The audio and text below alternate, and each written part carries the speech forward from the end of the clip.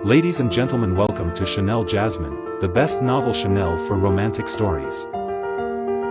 Hai guys, selamat datang di channel Jasmine, channel terbaik untuk menyimak novel-novel romantis. Mohon dukung channel ini dengan subscribe, like dan share video-video yang ada di channel ini. Terima kasih.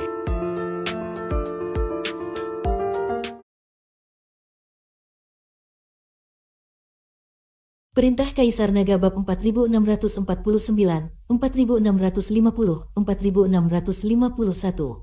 Sekarang giliranmu. Tahukah kau, orang seperti apa yang paling kubenci seumur hidupku? Dev menatap Qian Yue dengan dingin. Saat ini, hati Dev sudah sepenuhnya dipenuhi oleh amarah. Dia awalnya sangat percaya pada Qian Yue dan bahkan berniat memberikan kesempatan untuk membantu Qian Yue naik ke tingkat yang lebih tinggi. Namun, dia tidak menyangka niat baiknya dianggap sepele, dan Qian Yue justru berbalik mengkhianatinya. Aku tidak tahu. Qian Yue tidak berani menatap mata Dev secara langsung. Dia mengalihkan pandangannya dengan gugup. Aku paling benci orang yang mengkhianatiku. Semua pengkhianat hanya memiliki satu akhir, kematian. Saat Dev mengucapkan kata kematian, hawa pembunuhan yang mengerikan langsung menyelimuti Qian Yue. Tubuh Qian Yue gemetar, dan dia mundur 2 langkah. Namun, saat melihat Qiyutu dan Master Luan di sampingnya, dia terpaksa memberanikan diri berkata, "Jangan sok besar kepala. Dengan Tuan Muda Qiyu dan Master Luan di sini, kau tidak akan bisa membunuhku. Mereka tidak akan tinggal diam jika kau bertindak. Kalau kau berani bergerak, yang akan rugi adalah dirimu sendiri." Dev mendengus dingin. Matanya penuh dengan penghinaan, seolah tidak menganggap Qiyutu dan Master Luan sebagai ancaman. "Pergilah kalian berdua," Dev berkata kepada Qiyutu dan Master Luan. Keduanya saling bertukar pandang. Qiyutu akhirnya menyipitkan matanya dan berkata, "Anak muda, sekarang Qian Yue adalah bagian dari keluarga Qiyu.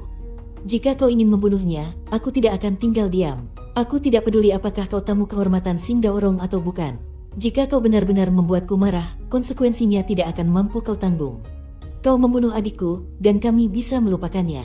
Selama kau menyerahkan tambang batu roh ini, aku akan membiarkanmu pergi bersama 3 orang itu. Setelah itu, kita tidak saling mengganggu lagi." Qiyutu sebenarnya tidak terlalu yakin. Sejak Dev dengan mudah lolos dari guci penelan langit, dia mulai meragukan kemampuan Master Luan. Apalagi dia sendiri sudah pernah bertarung dengan Dev sebelumnya dan jelas tidak mampu mengalahkannya. Kini, Dev bahkan telah mencapai tingkat Mahayana. Jika bertarung lagi, kecil kemungkinan mereka akan menang, bahkan jika mereka bekerja sama. Namun, jika dia menyerah begitu saja pada Qian Yue dan melarikan diri, itu akan mencoreng nama baiknya. Jika rumor itu menyebar, siapa lagi yang akan bergabung dengan keluarga Qiyu di masa depan? Oleh karena itu, Qiyutu berusaha menggertak Dev, berharap dia akan mundur. Dev mendengar ucapan Qiyutu dan tertawa. "Kenapa? Kau takut?" Dev berkata sambil tersenyum. Dev tahu bahwa dengan sifat tuan muda seperti Qiyutu, jika dia memiliki kepercayaan diri untuk menang, dia pasti tidak akan mengatakan hal seperti tidak saling mengganggu. Jelas bahwa Qiyutu tidak yakin bisa menang, itulah sebabnya dia mencoba bernegosiasi. "Omong kosong, takut pada apa? Dengan Master Luan di pihakku, ditambah aku sendiri, bagaimana mungkin kami tidak bisa mengalahkanmu, seorang Mahayana tingkat pertama? Aku hanya memberimu kesempatan. Jika kau menolaknya, jangan salahkan aku." Qiyutu berkata dengan dingin, mencoba menutupi kegugupannya. "Di mataku, kalian berdua bukan apa-apa.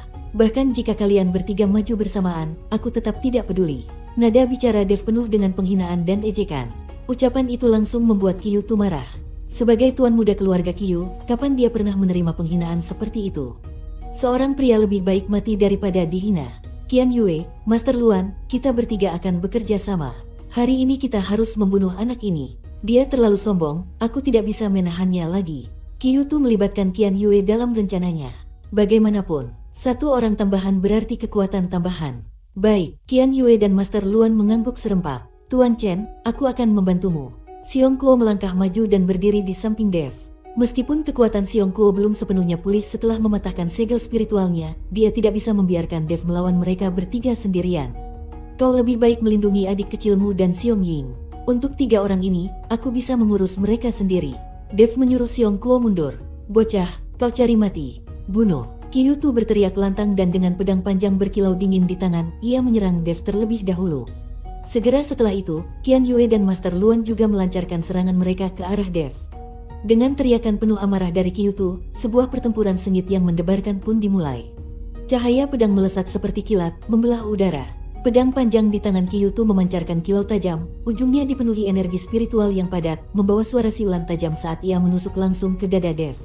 Dev tetap tenang, tubuhnya bergerak seperti bayangan, dengan mudah menghindari serangan petir tersebut. Di saat yang sama, tangan kanannya meluncur dengan cepat, kilatan petir melingkari telapak tangannya, dan ia melancarkan pukulan langsung ke sisi tubuh Kyuto.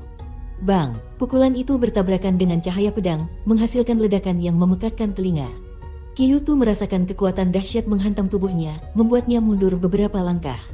Wajahnya memucat sedikit, sementara Dev tetap kokoh di tempat, tidak bergerak sedikit pun. Tatapannya semakin tajam. Pada saat itu, Qian Yue dan Master Luan juga melancarkan serangan. Qian Yue, dengan sebilah pisau pendek di tangannya, bergerak lincah seperti rubah, mencari celah untuk menyerang Dev. Sementara itu, Master Luan membentuk segel tangan, mengucapkan mantra. Aura dingin keluar dari tubuhnya, menciptakan pusaran hitam yang tampak ingin menyeret Dev ke dalam. Menghadapi serangan dari dua arah, Dev tidak gentar. Tubuhnya melompat, seperti harimau turun gunung. Dengan satu gerakan tangan, ia menciptakan dinding api yang tiba-tiba muncul, memblokir serangan pisau pendek Qian Yue. Pada saat yang sama, ia mendorong kakinya ke tanah, tubuhnya melesat seperti anak panah, menuju Master Luan. Trik murahan. Master Luan mendengus dingin. Dengan perubahan segel tangan, pusaran hitam itu mulai berputar lebih cepat, mengeluarkan daya tarik yang luar biasa, mencoba menyedot Dev ke dalam. Namun, Dev sudah bersiap. Energi spiritual dalam tubuhnya mengalir, menciptakan perisai emas yang berhasil menahan daya tarik tersebut. Saat itu juga, Qian Yue memanfaatkan kesempatan untuk menyerang dari titik buta Dev. Pisau pendeknya berkilau di bawah sinar matahari, mengarah langsung ke punggung Dev. Namun, tepat saat pisau itu hampir menyentuh kulitnya, tubuh Dev bergerak dengan cara yang aneh. Ia menghindar dan dengan tangan kanannya yang berbentuk cakar, ia menangkap pergelangan tangan Qian Yue. Qian Yue menjerit kesakitan. Ia merasakan kekuatan luar biasa yang membuatnya tidak bisa bergerak. Dev memanfaatkan momen itu, memutar pergelangan tangan Qian Yue dengan keras. Suara krek terdengar, dan pergelangan tangan Qian Yue patah. Dasar sampah. Dev mendengus dingin dan melemparkan Qian Yue seperti membuang sampah. Melihat situasi memburuk, Master Luan tidak lagi menahan kekuatannya. Ia mengubah segel tangannya sekali lagi. Dari pusaran hitam, muncul tentakel hitam yang seperti ular berbisa, melesat ke arah Dev untuk melilitnya. Dev menyipitkan matanya. Energi spiritual di dalam tubuhnya berputar liar, dan dengan satu gerakan tangannya, nyala api emas yang menyala-nyala keluar dari telapak tangannya, membakar habis semua tentakel hitam itu dalam sekejap. Tanpa memberi kesempatan, tubuh Dev melesat lagi seperti kilatan emas, langsung menuju Master Luan. Master Luan terkejut. Ia tidak menyangka kekuatan Dev begitu besar. Namun, tidak ada waktu untuk melarikan diri. Dev melancarkan pukulan yang menggelegar, dengan api emas membara yang menyelimuti pukulannya, menghantam langsung ke dada Master Luan. Bang! Ledakan besar terdengar. Master Luan terpental seperti layang-layang putus dan jatuh dengan keras ke tanah. Ia memuntahkan darah, wajahnya pucat seperti kertas. Jelas, ia terluka parah. Melihat Qian Yue dan Master Luan terluka parah, hati Kyuto mulai diliputi ketakutan. Dia tahu bahwa dia bukan tandingan Dev. Jika pertempuran ini berlanjut, satu-satunya akhir baginya adalah kematian. Namun, sebagai seorang tuan muda dari keluarga Qiu, bagaimana mungkin dia mengakui kekalahan dengan mudah? Bocah, jangan terlalu sombong. Keluarga Qiu kami memiliki banyak ahli. Bahkan jika aku mati di sini, kau tidak akan bisa keluar hidup-hidup. Kyuto berteriak, mencoba menutupi ketakutannya dengan ancaman kosong. Dev mendengar ucapan itu dan mencibir, apa gunanya keluarga Qiu memiliki banyak ahli? Hari ini aku akan membunuh sampah sepertimu terlebih dahulu. Setelah berkata demikian, tubuh Dev melesat seperti seekor singa yang marah, menerjang ke arah Kyuto. Kyuto melihat itu dan ketakutan setengah mati. Dia segera berbalik untuk melarikan diri. Namun, bagaimana mungkin kecepatannya bisa menyaingi Dev? Dalam sekejap, Dev muncul di depannya dan melancarkan pukulan langsung. Bang! Pukulan itu menghantam dada Kyuto dengan kekuatan seperti petir. Kyuto merasa seperti dihantam oleh kekuatan besar. Tubuhnya terpental seperti layang-layang putus dan jatuh dengan keras ke tanah. Ia memuntahkan darah, matanya kosong, dan jelas telah mengalami luka parah, kehilangan kemampuannya untuk bertarung. Di sisi lain, Xiong Kuo, Xiao Mei, dan Xiong Ying yang menyaksikan pertempuran itu merasa kagum dan hormat terhadap Dev. Mereka tidak menyangka Dev memiliki kekuatan sebesar itu, mampu mengalahkan 3 orang ahli hanya dengan kekuatannya sendiri. Xiong Kuo menatap Dev dengan rasa syukur yang mendalam. Dia merasa beruntung telah memilih untuk mengikuti Dev sebelumnya. Jika tidak, mungkin dia juga sudah menjadi salah satu korban kekalahan Dev. Sementara itu, Xiao Mei menatap Dev dengan penuh kekaguman. Dia belum pernah melihat pria sehebat ini sebelumnya, dan perasaan tertentu mulai tumbuh di hatinya. Namun, dia tahu sekarang bukanlah saat yang tepat untuk mengungkapkan perasaannya. Ia hanya bisa menyimpan perasaan itu dalam-dalam. Xiong Ying, di sisi lain, merasa cemas sepanjang pertarungan berlangsung. Meskipun ia tahu Dev sangat kuat, melihatnya melawan 3 ahli sekaligus membuatnya khawatir. Baru setelah melihat Dev menang, dia bisa menghela napas lega. Tatapannya terhadap Dev dipenuhi kekaguman dan rasa hormat. Seperti pepatah, wanita menyukai pahlawan. Jika saat ini Dev mengungkapkan niat tertentu kepadanya, Xiong Ying pasti tidak akan menolak, bahkan mungkin akan menyambutnya dengan sukarela. Dev memandang Kyutu dan yang lainnya yang terkapar di tanah, lalu mendengus, mengalahkan kalian bertiga yang tak berguna ini, aku bahkan tidak perlu menggunakan senjata. Kyutu, Qian Yue, dan Master Luan yang terluka parah dan tergeletak di tanah menatap Dev dengan ketakutan, seolah-olah melihat iblis. Terutama Qian Yue, yang awalnya berpikir Kyutu dan Master Luan bisa melindunginya. Namun kini, ia sadar bahwa ia telah salah besar. Dengan kekuatan Dev saat ini, bahkan 3 panglima binatang legendaris pun mungkin tidak dapat menghadapinya.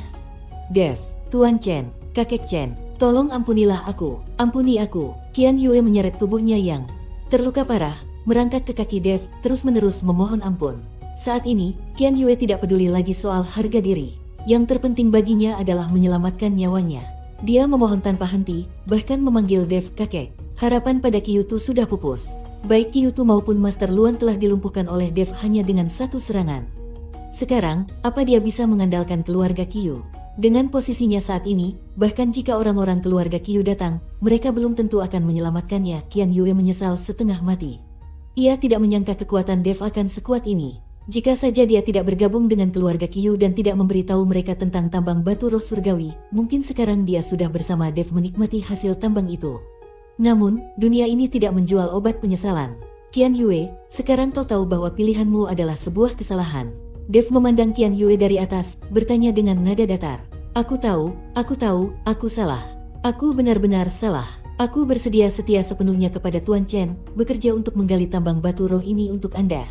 Aku tidak akan meminta bagian lagi. Semua batu roh hasil tambang akan kuserahkan kepada Anda. Tolong, biarkan aku hidup. Qian Yue terus-menerus bersujud, memohon dengan sekuat tenaga. Demi menyelamatkan nyawanya, dia rela melakukan apa saja. Namun, Dev menatapnya tanpa ekspresi. Tidak ada sedikit pun belas kasihan di matanya.